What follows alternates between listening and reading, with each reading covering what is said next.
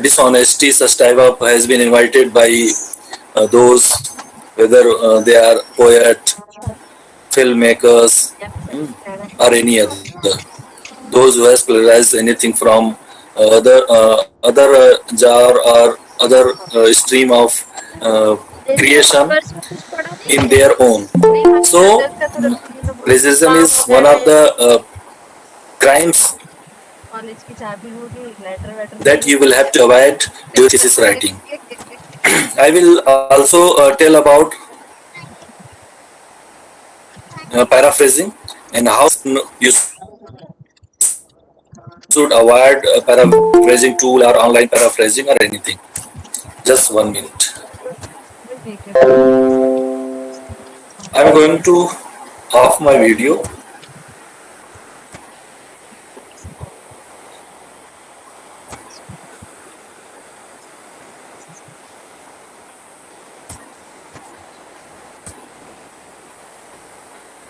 Yes. What is plagiarism and how to avoid it? Plagiarism होता क्या है? जब हम किसी के वर्ड्स को, किसी के आइडियाज को, किसी के कॉन्सेप्ट को अपनी राइटिंग में इंक्लूड करते हैं, तो उसके लिए सबसे पहला काम करना होगा कि हमें जिसका ओरिजिनल आइडिया है उसको हमें क्रेडिट देनी होती है, उसको हमें एक्नॉलेज करना होता है। अगर वो हम नहीं करते हैं तो फिर वो प्लेजरिज्म की कैटेगरी में आता है।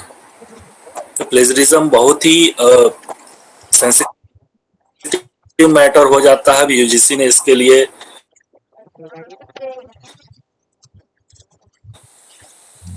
uh, 2015 में लिखी जाएंगी वो सारे एंटी प्लेजरिज्म जो सॉफ्टवेयर चेकिंग होती है उसके थ्रू उनको जाना पड़ेगा।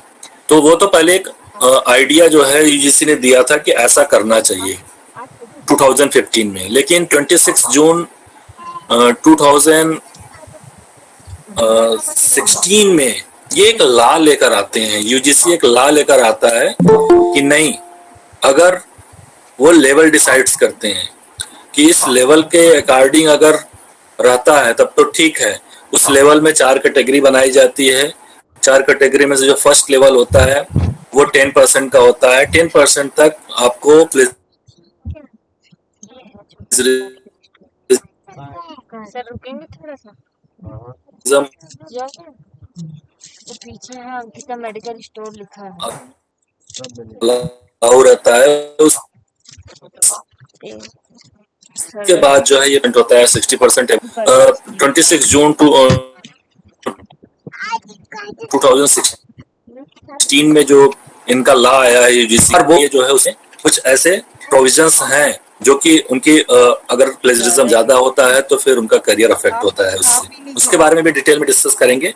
और हाउ टू अवॉइड इट, सबसे पहले ये हमें जानना है कि प्लेजरिज्म होता क्या है, प्लेजरिज्म का सॉफ्टवेयर में ऐसी क्या खासियत है, क्या चीजें वो डिटेक्ट करता है। वो अगर हम जानेंगे तो फिर हम जो है इस प्लेजरिज्म से बच सकते हैं। तो कैसे इसको अवॉइड करें, उस सारे ट्रिक्स को हमें जानना है। इसको ट्रिक्स नहीं कहेंगे, इसको मेथड कहेंगे कि प्लेजरिज्म अवॉइड का मेथड क्या है। ठीक है, ट्रिक्स को आप जो है पॉजिटिव वे में लीजिएगा, मेथड को पॉजिटिव वे में लीजिएगा। प्लेजरिज्म कोई बहुत मतलब खतरनाक चीज नहीं है, लेकिन खतरनाक तब बन जाती है जब आपको इसके बारे में जानकारी नहीं होती है, जब आप अपनी थीसिस लिख रहे होते हैं, जब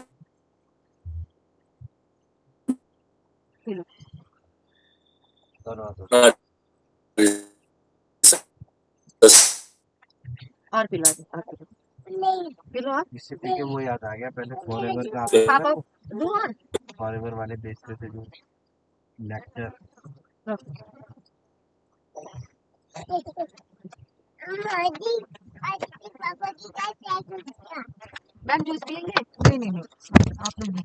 प्लेजरिज्म इज नॉट गुड। क्यों गुड नहीं, अच्छा नहीं है ये? क्योंकि you do not do justice with your degree. आप अपनी डिग्री के साथ जस्टिस नहीं करते हैं। आपको जो काम करने के लिए डिग्री दिया गया है वो काम आप करते तो हैं, लेकिन प्रॉपर तरीके से नहीं करते हैं, कुछ गलत तरीके से करते हैं। वो आपको डिग्री तो मिल जाती है कभी कभी, लेकिन ये आपके लिए अच्छा नहीं है। You show yourself what you are not. आप अपने आप को वो दिखाना चाहते हैं जो कि आप है नहीं। आप उस डिग्री के माध्यम से ये बताना चाहते हैं कि आप एक रिसर्चर हैं, लेकिन वास्तव में जब आप कॉपी करके प्लेजराइज करके अपने आप प्रोडक्शन करते हैं, अपना आउटकम निकालते हैं, तो फिर आप जो है इस संदेह के घेरे में आ जाते हैं कि आप वो नहीं है जो आपको होना चाहिए। आपको एक रिसर्चर होना चाहिए, एक ऑनेस्ट रिसर्चर होना चाहिए, लेकिन आप वो नहीं है। आप प्लेजराइज करके जो है इस मुकाम तक पहुंचे हैं। You are academically dishonest. आप एकेडमिक फील्ड में जो है डिसऑनेस्टी का वर्क किए हैं, तो आप डिसऑनेस्ट हैं। Your calibre is suspected. आपकी कैलिबर को जो है सस्पेक्ट किया जाता है, आपके टैलेंट को सस्पेक्ट किया जाता है कि ये हाई स्कूल इंटरव्यू पास किया होगा बंदा कि नहीं, पता नहीं कैसे ये पहुंच गया यहाँ पे। तो ये सब सारी चीजें जो है आपको सस्पिशन के दायरे में ला देती हैं। ठीक है, अब हम बात करेंगे कि कैसे हमें इसको अवॉइड करना चाहिए। प्लेजरिज्म अवॉइड करने के लिए सबसे पहली चीज है कि आप प्लेजरिज्म के बारे में जानिए, ये है क्या और इसके एथिक्स क्या है। आप प्लेजरिज्म को समझिए, जानिए कि है ये क्या ये, और जिस सॉफ्टवेयर से डिटेक्ट किया जाता है वो सॉफ्टवेयर वर्क कैसे करता है। नो हाउ टू साइट, और ये भी जानिए कि कैसे साइट किया जाता है। अगर प्रॉपर साइटेशन नहीं होगा तब भी जो है आप प्लेजरिजाइज कर रहे हैं और प्लेजरिज्म की कैटेगरी में आपकी थीसिस है, आपका रिसर्च पेपर आ जाएगा। Acknowledge and site quotes. आप किसी की लाइंस को कोट कर रहे हैं तो उसको एक्नॉलेज करिए, उसको साइट करिए। ये नहीं कि केवल हम डबल इन्वर्टेड कामा में वो लाइन लिख दिए और वहां पे हम ये नहीं लिख रहे हैं कि कौन सा राइटर है, कब पब्लिकेशन हुआ, उसका किस पेज पे है, फिर उसका पूरा डिटेल हम रेफरेंसेस या वर्क साइटेड में नहीं देते हैं। तो ये भी आपको करना है। टाइम मैनेजमेंट बहुत जो है इम्पोर्टेंट है। प्लेजरिज्म अवॉइड करने के लिए अब टाइम मैनेजमेंट का क्या इससे जो है वास्ता है, क्या संबंध है इससे, तो मैं ये बताना चाहूंगा कि बहुत सारे लोग ये सोचते हैं ना कि बहुत समय है हमारे पास, हम कर लेंगे। तो जो इस भुलावे में रहते हैं वो जो है सोचते हैं कि हम अभी ये कर लें, अभी वो कर लें, फिर उसके बाद हम कर लेंगे, जल्दी जल्दी कर लेंगे। जब जल्दी जल्दी करने की बात आती है तो वहीं पे प्लेजरिज्म में लोग फंसते हैं। तो उस समय रैप अप करने की जो बात आती है, किसी तरह सम अप करके किसी तरह बाइंड करा के जो है हमें सबमिट करना है, तो वो टाइम मैनेजमेंट की प्रॉब्लम की वजह से होता है। आपको अपने हर चैप्टर के लिए जो है एक शेड्यूल तैयार करना होगा कि इस चैप्टर में हमें ये चीज इंक्लूड करना है और हमें हमारी टाइमलाइन ये है। सबकी टाइमलाइन जब तक नहीं बनेगी तब तक आप नहीं वर्क कर पाएंगे।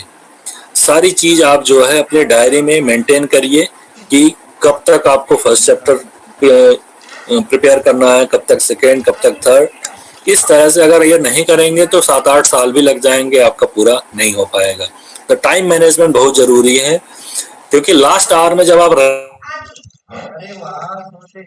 रैप अप करने की बात करते हैं तो फिर वहीं पे प्लेजरिज्म जो है सबसे ज्यादा क्राइम करते हैं प्लेजरिज्म का।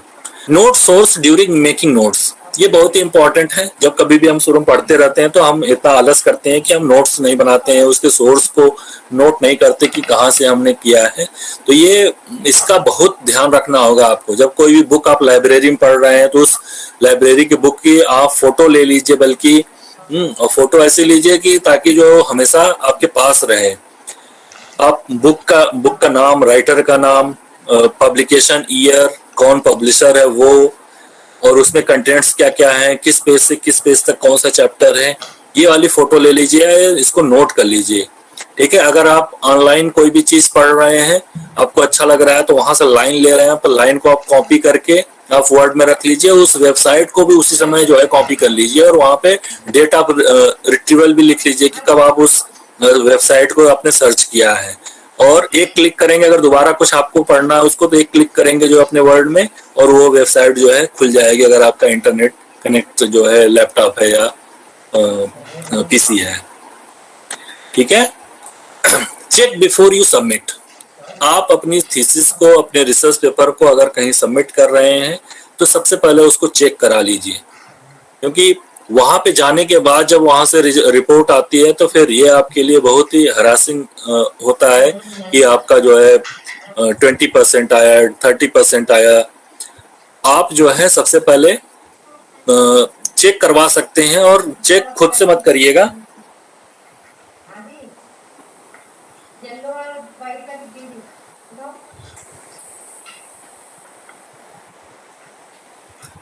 आप खुद से मत चेक करिएगा, क्योंकि इंटरनेट पे बहुत सारे आपको प्लेजरिज्म चेक करने के लिए वेबसाइट मिल जाएंगी, लेकिन वो सही रिपोर्ट नहीं देती हैं। वो फ्री वाले जो है ना सही रिपोर्ट नहीं देते हैं। तो आप किसी से जो है टर्निटिन जिसका सब्सक्रिप्शन लिए हैं उनसे अगर आप चेक कराएंगे तो वो आपको रिपोर्ट दे देते हैं, कुछ पैसे लेते हैं, वो आपको करा देते हैं। तो उसमें एक आइडिया भी लग जाता है। और जब आपने कभी देखा होगा टर्निटिन की रिपोर्ट में, तो वो हाईलाइट करके देता है कि ये कॉपी किया गया है और ये सोर्स से कॉपी किया गया है। तो अगर आपको ये भी पता चल जाता है कि आपका 14-15% है, तो उसको आप रिमूव भी कर सकते हैं। रिमूव करने का भी तरीका होता है।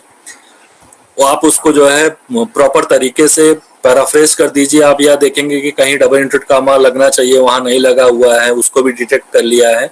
तो वो सब सारी चीजें जो है आपको पता चल जाएंगी। फिर उसको आप इम्प्रूव करके फिर आप फाइनल सबमिशन अपना थीसिस का कर सकते हैं अपनी यूनिवर्सिटी में।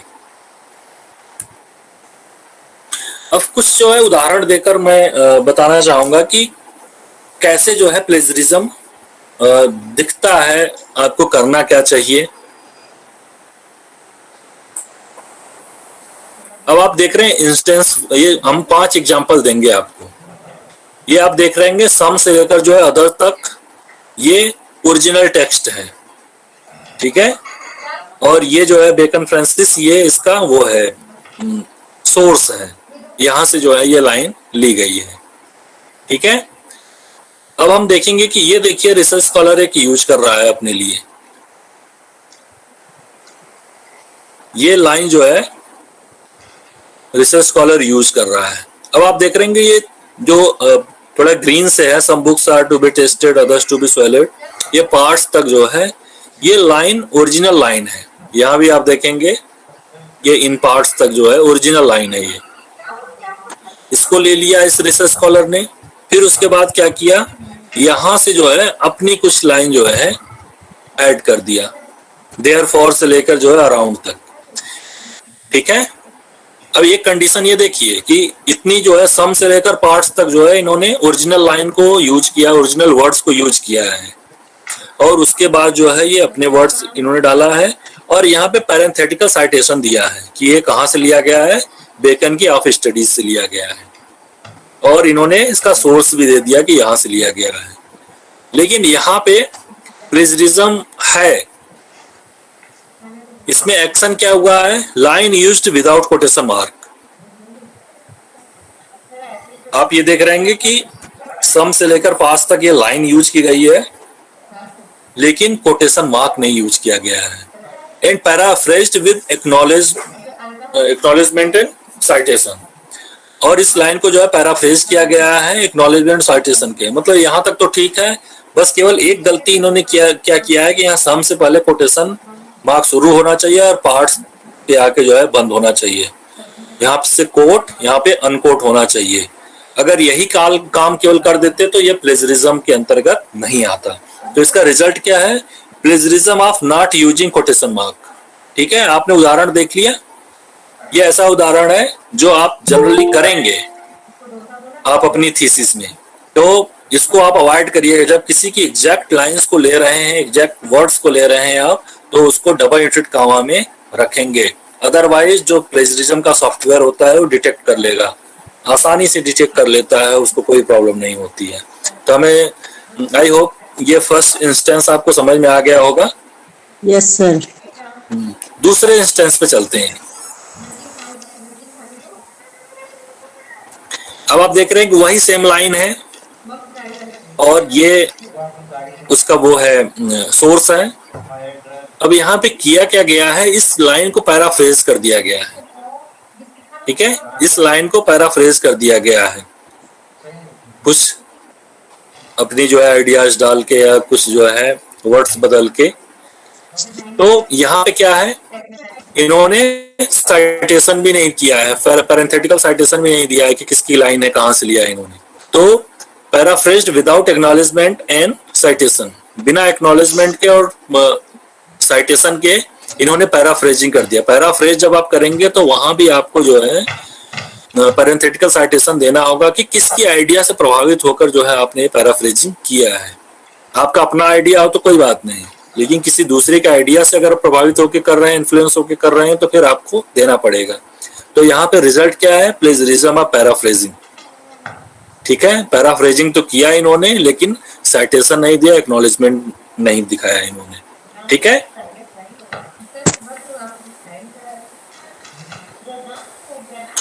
अब थर्ड इंस्टेंस देखिए। ये ओरिजिनल लाइन है, यहां से अदर्स तक, ये सोर्स है कहां से लिया गया है। अब यहाँ पे क्या किया गया, इसको भी पैराफ्रेजिंग की गई है। ठीक है, पैराफ्रेजिंग की गई है, लेकिन यहाँ पे ये पैरेंथेटिकल साइटेशन दे दिया गया है, बेकन ऑफ स्टडीज दिख रहा है आपको।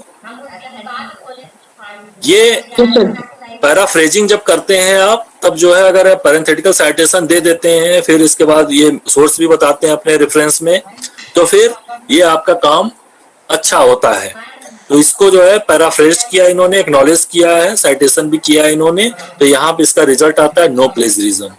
ठीक है, इसमें कोई भी प्लेजरिज्म नहीं है। चौथा इंस्टेंस देखिए, ये ओरिजिनल लाइन है, ये सोर्स है। अब क्या किया गया है, ये राइटर या रिसर्च स्कॉलर कुछ अपना लिखा है, फिर उसके बाद ये ब्लॉक कोटेशन दिया हुआ है। ये ब्लॉक कोटेशन देख रहे हैं आप लोग, ब्लॉक कोटेशन देखिए 0.5 इंच जो है इंडेंट होता है राइट की तरफ। तो इस तरह से अगर पैराग्राफ में, पैराग्राफ के बाद जो है कोई कोटेशन होती है 4 लाइन का जो है या 40 वर्ड से ज्यादा जो है, तो फिर उसको इस तरह से लिखते हैं। इस तरह से जब लिखते हैं तो फिर 0.5 इंटेंट होता है, और यहाँ पर हम पैरेंथेटिकल साइटेशन देते हैं। तो यहाँ पे भी जो है ब्लॉक कोटेशन यूज किया गया है, एक्नॉलेजमेंट दिया गया है, और इन्होंने फुल साइट भी जो है किया है इसको, इसलिए यहाँ पे भी कोई भी प्लेजरिज्म नहीं है। अब आप यहाँ देख रहे होंगे कि डबल इंटरेड कामा यूज नहीं किया गया है, लेकिन सारी लाइंस को यूज किया गया है। अब ये ब्लॉक कोटेशन में यूज किया गया है, तो ब्लॉक कोटेशन जब यूज करते हैं तो हमें डबल इंटरेड कामा देने की जरूरत नहीं होती है, बस हम 0.5 इंच इंडेंट कर देंगे, सॉफ्टवेयर ऑटोमेटिक समझ जाएगा कि ये किसी की लाइंस है, किसी की कोटेशन है। ठीक है, अब नेक्स्ट इंस्टेंस देखते हैं। ये जो है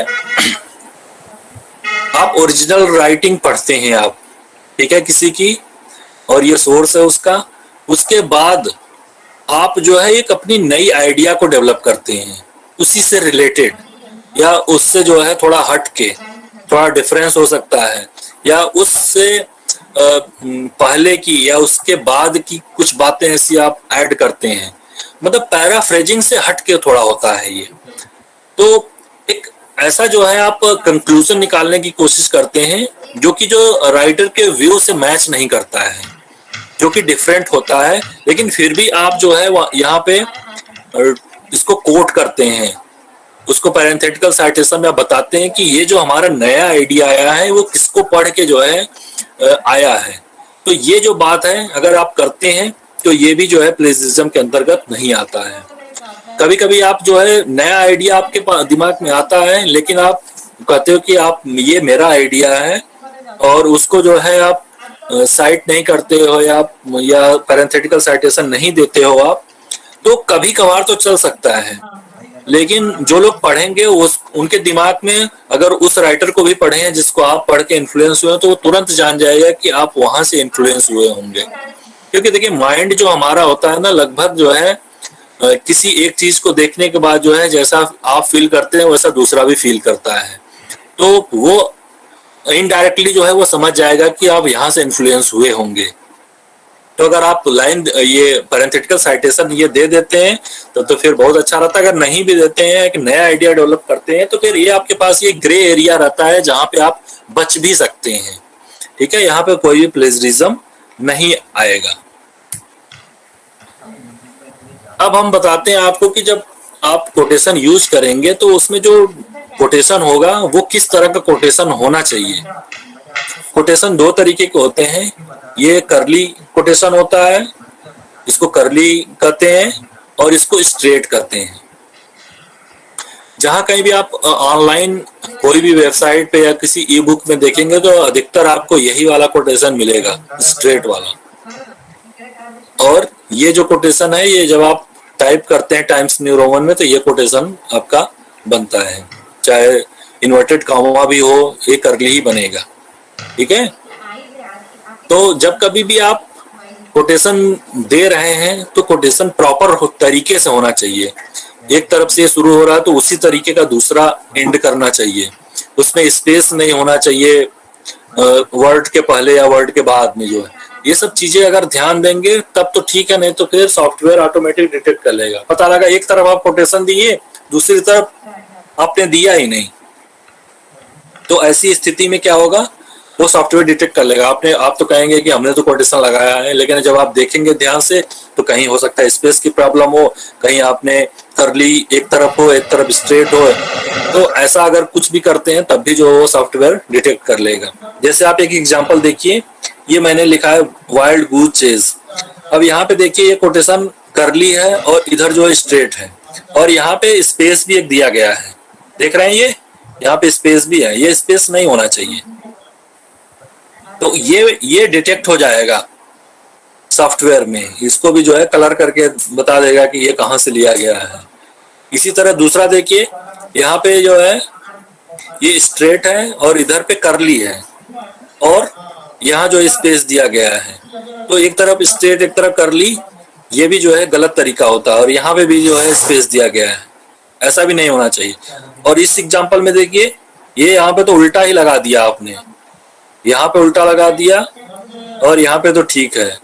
तो ऐसा भी अगर होता है तब भी जो है सॉफ्टवेयर कहेगा कि सॉफ्टवेयर तो मतलब आर्टिफिशियल इंटेलिजेंस हुआ ना, वो तो सारी चीजें एकदम वेल पैटर्न में देखना चाहेगा। अगर आप कोई भी टाइपोग्राफिकल एरर करते हैं तो फिर वो आइडेंटिफाई कर लेता है और उस हिसाब से अपना वर्क करता है। यहाँ पे देख लीजिए, यहाँ पे भी उल्टा है, ये दोनों तरफ ये उल्टे ही हैं।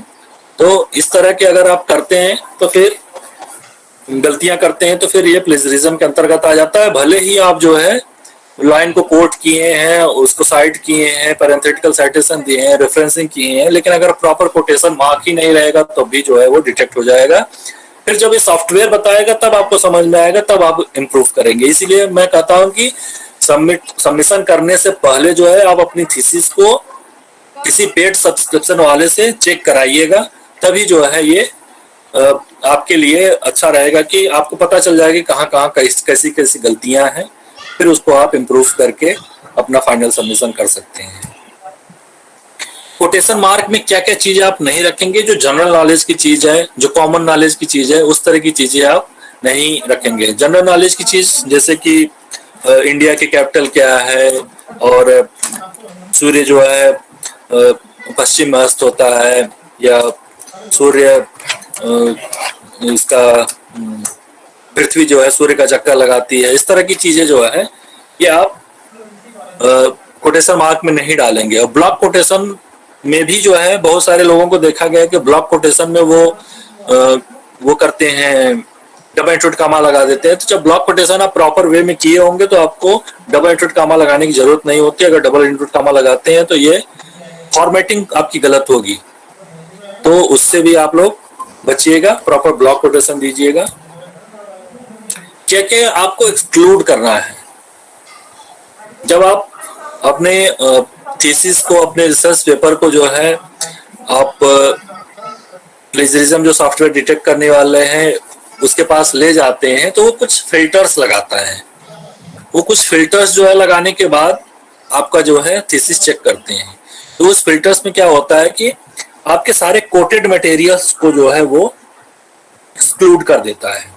कोटेड मटेरियल का मतलब कि जो भी डबल इंटरेड कामा में आप लिखे होंगे उस मटेरियल को वो एक्सक्लूड कर देगा, उसको वो आइडेंटिफाई नहीं करेगा कि कहाँ से लिया गया है ये।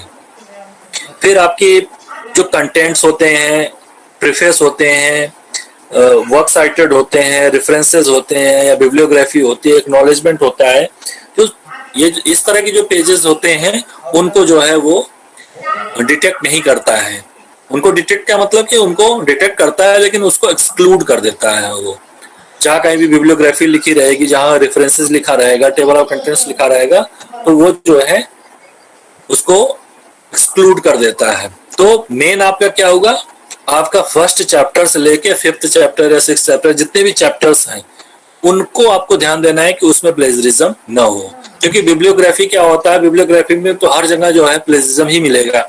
आपने साइट किया है, किसी और ने साइट किया है, सारे लोगों ने साइट किया है, तो इसलिए बिब्लियोग्राफी को एक्सक्लूड कर दिया जाता है, रेफरेंसेस को एक्सक्लूड कर दिया जाता है, टेबल ऑफ कंटेंट प्रीफेस और एक्नॉलेजमेंट को भी जो है, क्योंकि इसमें आप कोई बात कह रहे होते हैं तो इसमें उतना वो इम्पोर्टेंट नहीं है। आपका इम्पोर्टेंट क्या है, आपका फर्स्ट चैप्टर से लेकर लास्ट चैप्टर तक वो बातें इम्पोर्टेंट है। आपकी बात वो जो है ओरिजिनल होनी चाहिए।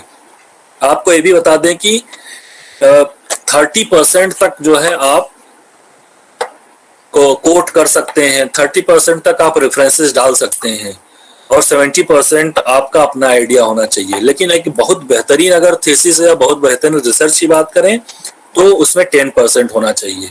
लेकिन वो जो है 10% से 30% तक आप उसके बीच में रहेंगे तो फिर ज्यादा बेहतर होगा। या अगर बहुत बेहतरीन रिसर्च करना है तो 10% तक आप कर सकते हैं। आज generic terms, laws, standard symbols and standard equations जो कि जनरल चीजें हैं उनको भी जो है ये ऑटोमेटिक एक्सक्लूड कर देता है, उसमें इंक्लूड नहीं करेगा। बहुत बार आप थीसिस में जब आप अपने रिसर्च पेपर को या थीसिस को जब आप वो कराएंगे, स्कैन कराएंगे प्लेजरिज्म सॉफ्टवेयर में, तो आप देखेंगे छोटी छोटी चीजों को भी जो डिटेक्ट करता है। तो छोटे वर्ड का उतना मायने नहीं रखता है, उतना वो परसेंटेज नहीं बना पाते हैं, तो उससे आप लोग घबराइएगा नहीं। ये बहुत इंपॉर्टेंट चीज है जो 20 अप्रैल 2020 में यूजीसी का एक नई गाइडलाइन आई थी कि हमें जो रिवर्स प्लेजरिज्म है या सेल्फ प्लेजरिज्म या ऑटो प्लेजरिज्म भी इसको कहा जाता है, इससे हमें बचना चाहिए। ये क्या होता है सेल्फ प्लेजरिज्म या रिवर्स प्लेजरिज्म? इसमें होता क्या है कि सपोज आपने कोई रिसर्च पेपर जो है पहले पब्लिश किया है और कोई आप थीसिस लिख रहे हैं या कोई दूसरा रिसर्च पेपर लिख रहे हैं, तो उसकी लाइंस को जो पहले आपने पब्लिश करा लिया है उसकी लाइंस को आप इसमें फिर से डालते हैं और उसका आप क्रेडिट नहीं देते, उसका सोर्स नहीं लिखते, कुछ नहीं लिखते हैं, तो ये इसको रिवर्स प्लेजरिज्म कहा जाता है। वो आपकी अपनी आइडिया है, फिर भी वो आइडिया जो है आप पब्लिश करा चुके हैं पहले ही, तो आप जब पब्लिश करा देते हैं तो वो आपका अपना नहीं रह जाता है, वो पब्लिक डोमेन में चला जाता है। पब्लिक डोमेन में जाने के बाद वो अब आपका नहीं रह जाता है। तो आप जिस तरह दूसरे को कोट करते हैं उस तरह अपने आप को भी कोट करेंगे। आप अपना सरनेम लिखेंगे, फिर फर्स्ट नेम लिखेंगे, पब्लिकेशन ईयर लिखेंगे, फिर उसके बाद बुक का नाम या जो चैप्टर का नाम है जो कुछ भी है वो लिखेंगे। आप अपनी भी जो है जो पब्लिश्ड वर्क है उनको अगर कोट करते हैं तो आप भी उसी तरीके से ट्रीट करेंगे जैसे कि किसी दूसरे राइटर को करते हैं। ऐसा नहीं कि आप एक ही चीज जो है बार बार कई जगह छपवा रहे हैं, ऐसा नहीं होना चाहिए। तो ये रिवर्स प्लेजरिज्म, सेल्फ प्लेजरिज्म या ऑटो प्लेजरिज्म को के लिए जो है ये नई गाइडलाइन आई है, आपको अपने लिए भी कोट करना पड़ेगा। ये यूजीसी का स्टैंड है। 4 उन्होंने गाइडलाइन वो लेवल्स जो है तैयार किए हैं जो कि जो है यूजीसी की गाइडलाइन प्लेजरिज्म के अंतर्गत आती है। जो फर्स्ट लेवल है वो लेवल है 0, जिसमें 0 to 10% सिमिलरिटीज जो है ये होती है, तो फिर वो थीसिस सबमिट कर ली जाएगी, उसमें कोई भी ऑब्जेक्शन नहीं होगा। लेकिन अगर 10% से ज्यादा और 40% तक उसकी सिमिलरिटीज है, लेवल 1 में आता है, तो क्या किया जाएगा, उस थीसिस को उस समय जो है रोक दिया जाएगा और उस स्टूडेंट से कहा जाएगा कि आप विद इन 6 मंथ इसको रिवाइज करके रीसबमिट करिए। आप अगर 10 to 40% के बीच में अगर आता है तो फिर 6 महीने का समय मिलता है स्टूडेंट को और रिवाइज करके उसको फिर सबमिट करना होता है। अगर लेवल 2 में आता है, 40% से लेकर 60% तक सिमिलरिटीज होती हैं, तो ऐसी स्थिति में क्या होता है, उस स्टूडेंट को यह कहा जाता है कि आप 1 साल के अंदर रिवाइज करके आप फिर से थीसिस को आप सबमिट करिए। ठीक है, ये सब नौबत नहीं आएगी जब आप पहले ही चेक करा लेंगे। तो इन सब से बचने के लिए सबसे बेहतरीन आइडिया ये है कि अपनी थीसिस को आप हर चैप्टर को भी चेक कराइए, फिर पूरा एक साथ चेक कराइए, तो वो ज्यादा जो है बेहतर रहेगा। लेवल 2 40 to 60% में क्या होता है, एक साल के अंदर स्टूडेंट को जमा करना पड़ता है, लेकिन लेवल 3 ये बहुत ही खतरनाक लेवल है। अगर एबव 60% सिमिलरिटीज आती हैं तो फिर उस स्टूडेंट का रजिस्ट्रेशन कैंसिल कर दिया जाता है। और कई यूनिवर्सिटीज ने तो ये भी फैसला लिया है कि उस स्टूडेंट को फिर दोबारा जो है वो रजिस्ट्रेशन ही नहीं होगा। तो ये चीज जो है नहीं होनी चाहिए, आप लोग ध्यान दीजिएगा। और एक चीज ये भी बता दें कि सुपरवाइजर के लिए भी ये है कि अगर कोई स्टूडेंट्स उसको क्रेडिट मिल जाती है तो लेवल 1 में अगर रहता है तो सुपरवाइजर के लिए पेनाल्टी क्या है, उनको एक साल का इंक्रीमेंट उनका रोक दिया जाता है और 2 साल तक कोई भी स्टूडेंट उनको नहीं दिए जाएंगे। एक इंक्रीमेंट उनका रोक दिया जाएगा, जो एनुअल इंक्रीमेंट होता है वो रोक दिया जाएगा, और 2 साल तक कोई भी स्टूडेंट, चाहे एमफिल का हो, एमफिल तो अब बंद ही हो गया, डीफिल का है, कोई भी डिसर्टेशन का सुपरविजन करने के लिए उनको नहीं दिया जाएगा। अगर 40 to 60% है, ऐसी स्थिति में 2 एनुअल इंक्रीमेंट को रोक दिया जाता है और 3 साल तक किसी भी रिसर्च गाइडेंस का मौका नहीं मिलता है। तो ये सुपरवाइजर के लिए भी बहुत जरूरी है कि सुपरवाइजर भी अपने स्टूडेंट्स पे ध्यान रखें, थीसिस सबमिट कराने से पहले चेक करवा लें कि क्या जो है स्थिति है स्टूडेंट्स के थीसिस की, फिर सबमिट कराएं उसको। ये कॉपीराइट एक्ट 1957 में जो है जो आया था, फिर 1958 में उसको रिवाइज किया गया था।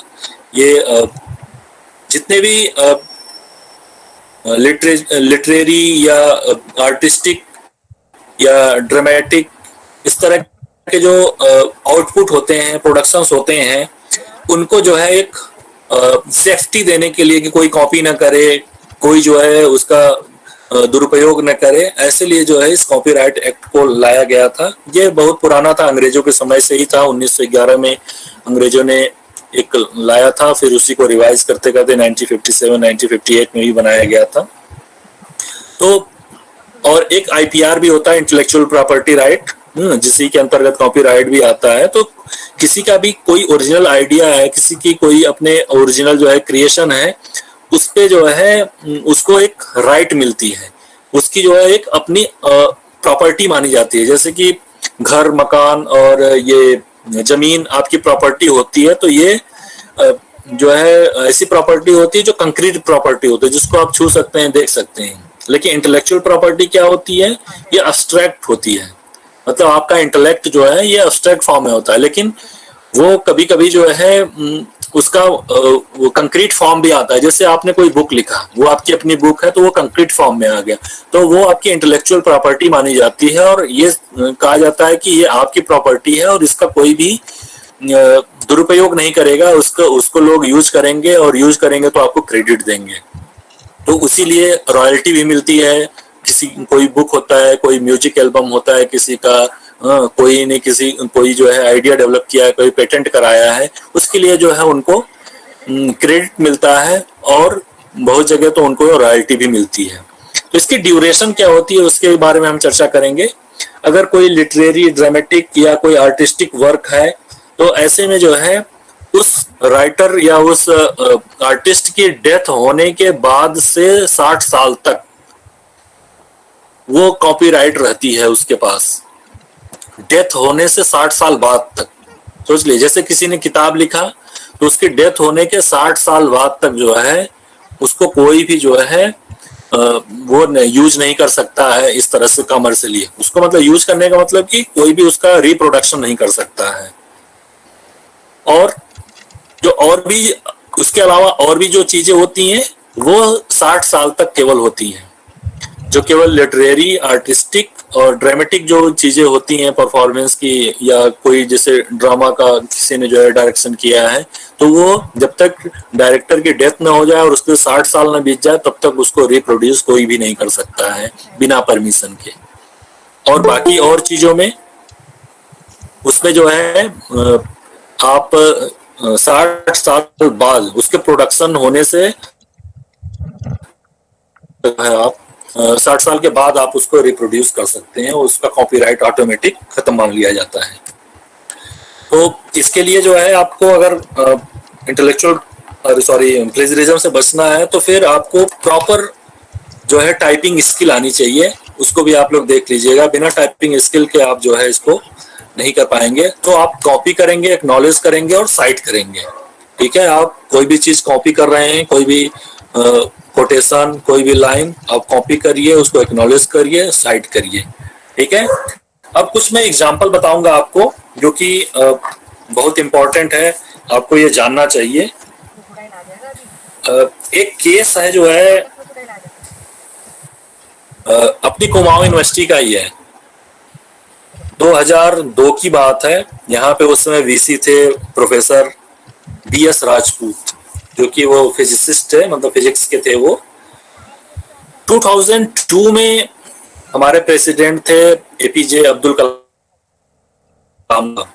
उस समय जो है स्टैनफोर्ड यूनिवर्सिटी से एक लेटर आता है हमारे प्रेसिडेंट साहब को कि एक BS राजपूत नाम के जो हैं जिन्होंने जो है एक पेपर हमारा पूरा कॉपी किया है, प्लेजराइज किया है। तो उस समय जो है फिर करेस्पॉन्डेंस होता है कुमाऊं यूनिवर्सिटी के VC साहब से, सब पता लगाया जाता है कि BS राजपूत जी कहाँ है, पता लगता है कि इस समय VC हैं ये। तो फिर जो है ये मामला प्रकाश में आता है, फिर VC साहब को रिजाइन करना पड़ता है। तो प्लेजरिज्म जो है एक ऐसा धब्बा है कि ये कभी भी अगर एक बार लग गया तो कभी भी छूटने वाला नहीं है। सर्फ एक्सेल या कोई भी काम नहीं करेगा इसमें। तो और एक हमारी वेबसाइट है इंडियन फाउंडेशन करके, जहाँ पे भी जो है 5 पेपर सिद्धार्थ सिंह के नाम से जो है 5 पेपर ऐसे हैं जो कि प्लेजराइज पेपर हैं। और इंडियन फाउंडेशन एक ऐसी वेबसाइट है जिससे जुड़े हुए कौन है, निर्मला सीतारमण, स्वप्निल दास गुप्ता, MJ अकबर, इस तरह की जो है बड़ी बड़ी पर्सनालिटी जुड़े हुए हैं। और उस वेबसाइट पे 5 जो है प्लेजराइज पेपर वहां भी आज भी देखने को मिलते हैं, जिसको सिद्धार्थ सिंह ने पब्लिश कराया है। तो बहुत सारे ऐसे भी लोग हैं दूसरे के पेपर को जो प्लेजराइज करके पब्लिश करा देते हैं। एक केमिस्ट्री के प्रोफेसर थे वेंकटेश्वर यूनिवर्सिटी के, उन्होंने 70 रिसर्च पेपर प्लेजराइज किया है जो है 2004 से 2007 के बीच में। सोच लिए 70 रिसर्च पेपर जो है, पता नहीं क्या वो दिखाना चाह रहे थे अपने आप को। इंस्टीट्यूट ने उनको बैन कर दिया है कि किसी भी तरीके का आप गाइडेंस नहीं करेंगे, कोई भी एग्जाम वर्क नहीं करेंगे। जबकि ये बहुत छोटी पेनाल्टी है अगर देखा जाए तो। इंडिया में जो है प्लेजरिज्म में बहुत बड़ी पेनाल्टी नहीं दी जाती, कुछ काम से उनको हटा दिया जाता है, जो है प्रमोशन रोक दिया जाता है, ये सब चीजें कर दी जाती हैं। लेकिन आपको मालूम है अगर विदेशों में अगर हाई स्कूल इंटर का बच्चा भी जो है अपने असाइनमेंट में प्लेजरिज्म करता है तो उसको फेल कर दिया जाता है, उसको F ग्रेड दिया जाता है। इतना जो है टफ है वहां पे प्लेजरिज्म जो है। इवन उनके छोटे छोटे असाइनमेंट्स होते हैं उसमें भी चेक होता है। और यहाँ पे हमारे जो है जाके PhD में चेक होता है, उससे पहले हमारा चेक ही नहीं होता है, नहीं तो हम लोग जो है BA MA न कर पाए, ऐसा भी हो जाएगा। और भी मैं केस बताता हूँ आपको।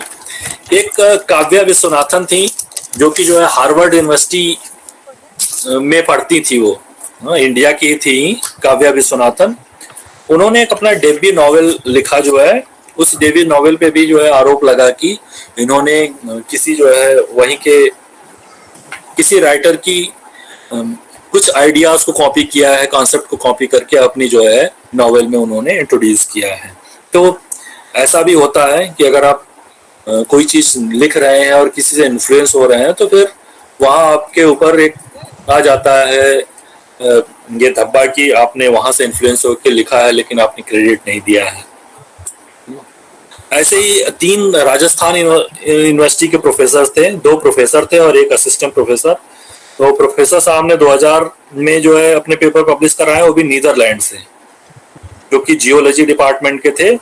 और 2010 में एक असिस्टेंट प्रोफेसर साहब थे, उन्होंने अपने पेपर पब्लिश कराए जो है वो भी नीदरलैंड से कराए, जियोलॉजी डिपार्टमेंट के ही थे तीनों लोग। ये तीनों लोगों का पेपर जो है प्लेजराइज थे, उन्होंने कहीं से कॉपी किया था इसको। पौंडीचेरी के वीसी साहब थे जो है चंद्रा कृष्ण स्वामी, उनको भी जो है उनके ऊपर भी प्लेजरिज्म का चार्ज लगा और उनको भी जो है वहां से अपने पद से रिजाइन करना पड़ा था। और सबसे बड़ी बात तो ये कि दिल्ली हाई कोर्ट ने जो एक निर्णय दिया था, एक जो है डिसीजन दिया था, एक जजमेंट दिया था, उसमें क्या किया था कि 33 पैराग्राफ्स उन्होंने जो है कॉपी किए थे कहीं से अपने जजमेंट में। जजमेंट काफी बड़ा होता है, उसमें सारी प्रॉस एंड कॉन्स लिखे होते हैं, तो उसमें जो है बताते भी हैं कि हम किस आधार पे निर्णय दे रहे हैं। तो 33 पैराग्राफ्स जो है एक आर्टिकल से, एक रिव्यू आर्टिकल का था जो है, वो वहां से कॉपी करके उन्होंने जो है उस जजमेंट में डाल दिया था। तो वो उसके बाद जो है ना, जिसने वो रिव्यू आर्टिकल लिखा हुआ था उसने क्लेम किया कि ये जजमेंट में जो पैराग्राफ यूज किए गए हैं 33 पैराग्राफ्स वो मेरे हैं। तो फिर बाद में दिल्ली हाई कोर्ट ने जो है उसको एक्नॉलेज किया, फिर प्रॉपर साइट किया कि ये इनकी लाइंस है जो है, फिर जाके वो मामला रफा दफा हुआ। ठीक है, ये प्लेजरिज्म के केसेस थे इंडिया में जो हुए थे। अब पैराफ्रेजिंग टूल्स की बात करेंगे। पैराफ्रेजिंग टूल्स क्या होता है? हम बहुत सारे जो है वेबसाइट पे देखते हैं कि पैराफ्रेज करने के लिए वहां पे अपने कुछ वर्ड्स डालिए जो है वो ऑटोमेटिक पैराफ्रेज करके आपको दे देते हैं। लेकिन ये पैराफ्रेजिंग टूल्स बहुत ही बोगस होते हैं, इसका आप लोग यूज मत करिएगा, क्योंकि ये जो पैराफ्रेजिंग टूल्स होते हैं जो कुछ भी करते हैं ये सॉफ्टवेयर में डिटेक्ट हो जाता है। भले इसमें होता क्या है कि कुछ वर्ड्स चेंज कर देते हैं, वो कोई सेंटेंस कंस्ट्रक्शन चेंज कर देते हैं। सेंटेंस कंस्ट्रक्शन जब चेंज करते हैं तो प्रॉपर सेंटेंस होता ही नहीं है, वो समझ में नहीं आता कि कहना क्या चाह रहा है, उसकी मीनिंग क्या है। तो पैराफ्रेजिंग टूल्स आप लोग कभी मत यूज करिएगा। अगर यूज करिएगा भी तो आप उसको एक एक लाइन एक एक शब्द पढ़ के देख लीजिएगा कि सेंटेंस कंस्ट्रक्शन उसका डिस्ट्रॉय तो नहीं हुआ है। पैराफ्रेजिंग टूल्स बेसिकली करता क्या है कि कुछ वर्ड्स को जो है हटा के दूसरा वर्ड जो है वहां पे सिनोनिम उसका लिख देता है, जो कि वो भी डिटेक्ट हो जाता है। ठीक है, अब हम आपको ले चलते हैं प्लेजरिज्म चेक करने के लिए वेबसाइट पे, या प्लेजरिज्म का कुछ पेपर दिखा देंगे अगर हमारे पास समय होगा तो।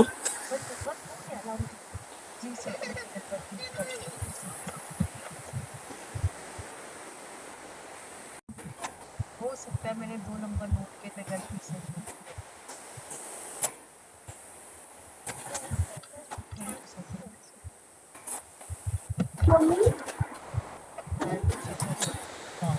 ये देख रहे हैं नो रिपोजिटरी, ये जो ऑप्शन है ये हमेशा नो रिपोजिटरी का ही होना चाहिए। नहीं तो अगर आप थीसिस सबमिट करेंगे आप, तो अगर रिपोजिटरी भी चला गया तो आपकी थीसिस जब दोबारा कभी चेक होगी तो 100% 90% जो है वो प्लेजराइज बताएगी।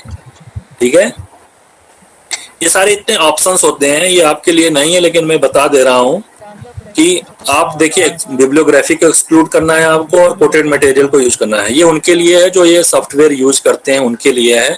लेकिन आप उनको बताएंगे कि आप बिब्लियोग्राफी और कोटेड मटेरियल्स को आप एक्सक्लूड करिए। ठीक है, कोई भी छोटा जो है सोर्स है 5 वर्ड का, उसको भी एक्सक्लूड कर दिया जाता है। फिर उसके बाद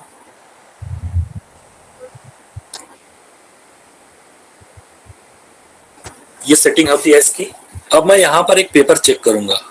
ठीक है, इसमें क्या करेगा, एक्सक्लूड बिब्लियोग्राफी और एक्सक्लूड कोट्स, ये करेंगे ये। अब हम देखते हैं कि ये कैसे करते हैं। ठीक है, यहाँ पे हम सबमिट करने जाएंगे एक पेपर।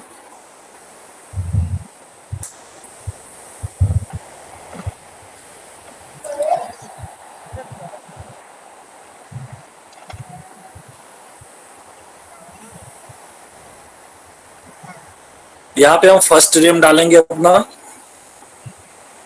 मान लीजिए हम अपना ही नाम दे देते हैं। यहाँ पे लास्ट नेम डालते हैं, यहाँ पे टाइटल डालते हैं, जो कुछ भी टाइटल हो, मान लीजिए हम यही डाल देते हैं, जेंडर रिलेशंस। फिर यहाँ पर हम चूज करते हैं उस पेपर को।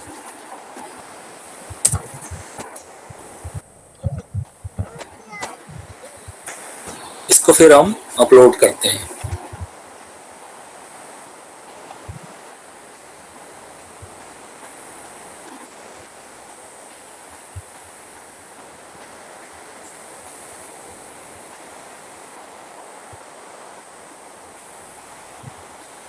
ठीक है, ये दिखाने लगेगा कि हमारा पेपर यही है, फिर उसके बाद आप जो है इसको कंफर्म कर लीजिए। ये बता देता है कि कितने वर्ड्स के हैं, कितने जो है कैरेक्टर्स हैं, इसमें सारी चीजें जो है आपको बता देते हैं। और फिर यहाँ पे गो टू असाइनमेंट बॉक्स जाएंगे और यहाँ पर जो है आपकी ये सिमिलरिटी यहाँ पे दिखाएगा, लेकिन कुछ देर बाद दिखाएगा। ये पहले इसको डिटेक्ट करेगा, इसको जो है स्कैन करेगा, सर्च करेगा कि कहाँ कहाँ से ये आइडियाज इसमें लिए गए हैं। इसके लिए इंटरनेट की स्पीड ठीक ठाक होनी चाहिए।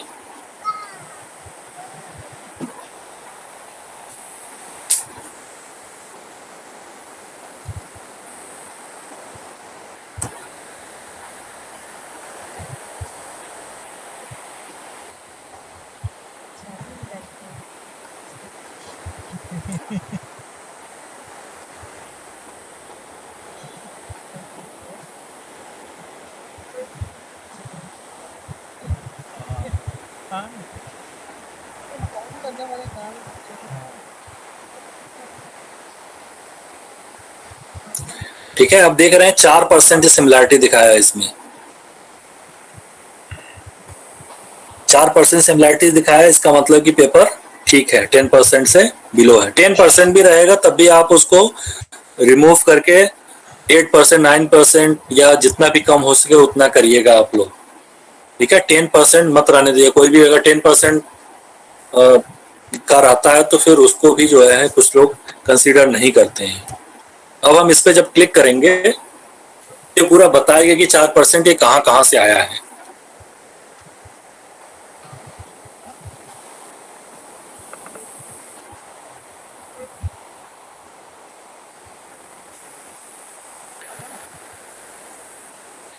ठीक है, ये देख रहे हैं ना, ये अलग अलग कलर से जो है और अलग अलग नंबरिंग किए रहते हैं। ये 5 नंबर देखिए, नारायण द गाइड। ठीक है, ये जो है डिटेक्ट किया है। तो ये जो छोटे छोटे होते हैं इसके कोई मायने नहीं होता है, मायने तब होता है जब वो बड़ा बड़ा जो है। अब देखिए यहाँ से ये इंडेंट जो है प्रॉपर नहीं है, इसकी वजह से जो है यहाँ पर ये डिटेक्ट किया है। ठीक है, ये पूरी लाइन भी जो है ये नहीं है, यहाँ पे कुछ गलती हुआ है। जो ओरिजिनल टेक्स्ट होगा यहाँ पे ये नहीं होगा। अब हम देखते हैं कि ओरिजिनल टेक्स्ट में है क्या जो है।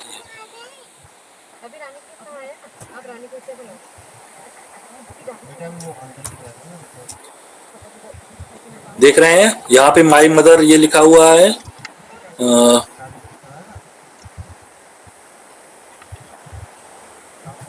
Wrong headed. देखिए रॉन्ग हेडेड में ये हाइफन दिया गया है और यहाँ हमारे जो है जो यूज किया है हमने उसमें नहीं दिया हुआ है।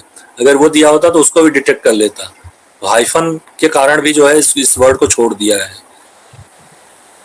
आप देख रहे हैं कि एक एक वर्ड को ये डिटेक्ट करता है। ये पूरा जो रेड किया हुआ है वो सारा जो है यहाँ से मिल रहा है। दिख रहा होगा आप लोगों को? Yes sir. तो इसी तरीके से डिटेक्ट करता है, फिर परसेंटेज अपना डिसाइड करता है। एक नंबर में हम देखते हैं, देखिए ये जो है पैराफ्रेजिंग टूल का इस्तेमाल किया गया है, इसीलिए जो है यहाँ पे कुछ वर्ड जो है चेंज कर दिए गए हैं। उस वर्ड को जो है ये जैसे यहाँ इंपॉर्टेंट है, ओरिजिनल में इंपॉर्टेंट है, उसका जो सिनोनिम्स लिख दिया गया है salient. Salient feature, important feature को आप सैलिएंट फीचर भी कह सकते हैं। तो वहां पे ये यूज किया गया है, जिसकी वजह से यहाँ मेनी, मच की जगह मेनी यूज कर दिया गया है। तो ये जो है एक एक वर्ड को देखिए पैराफ्रेजिंग टूल का इस्तेमाल किया गया है इसमें, लेकिन वो सारे जो है वर्ड को बस सिनोनिम्स चेंज कर सकता है, बाकी और कोई भी चीज ऐसा नहीं कर सकता है। जो स्ट्रक्चर चेंज करता है, स्ट्रक्चर चेंज करने वाले में प्रॉब्लम ये होती है कि वो पूरी ग्रामर का पॉइंट ऑफ व्यू से पूरी स्ट्रक्चर ही एकदम डिस्ट्रॉयड होती है, स्पॉइल्ड होती है और उसकी मीनिंग कोई कुछ भी नहीं निकलती है। तो उससे भी आप लोग सावधान रहिएगा। ठीक है, अब मैं दिखाता हूँ कि लास्ट में जो है ये इसकी रिपोर्ट जब हम निकालेंगे तो कैसी होगी। एक तो डिजिटल रिसीट मिलती है, ये आप लोग ले लीजिएगा, जहां कभी भी चेक कराइएगा तो डिजिटल रिसीट ले लीजिएगा। डिजिटल रिसीट भी डाउनलोड करके मैं आपको दिखा दे रहा हूँ। उसमें आपका नाम, जो भी नाम रहेगा और पेपर की टाइटल रहेगी, उसकी सबमिशन आईडी क्या है, किस डेट में किया गया, वो सारी चीजें जो है वो रहती हैं।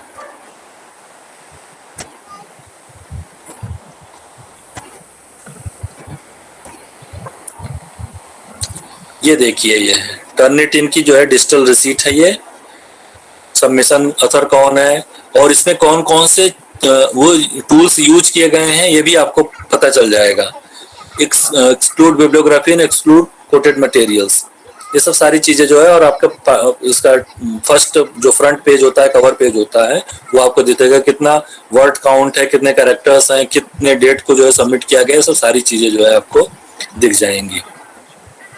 ठीक है, अब हम जो है चलते हैं इसकी जो है आपकी रिपोर्ट को दिखाने की। इसकी रिपोर्ट जो है कैसी होती है, इसको डाउनलोड में जाते हैं, करंट व्यू करते हैं, यहाँ पे हमारी रिपोर्ट आती है।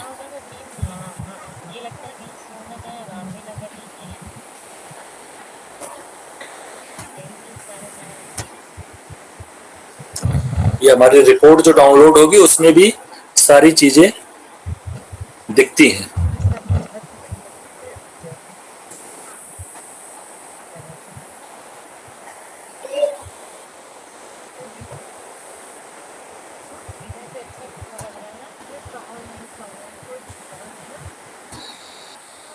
ये रिपोर्ट कैसी होती है देखिए, ये आपके पेपर की टाइटल हो गया, नीचे आपका नाम रहेगा, सबमिशन डेट और ये सब सारी चीजें। फिर यहाँ पे जहां जहां जो जो कलर रहेगा उससे दिखाएंगे आपको। फिर उसके बाद सबसे लास्ट में जब जाएंगे आप तो ये दिखेगा आपको।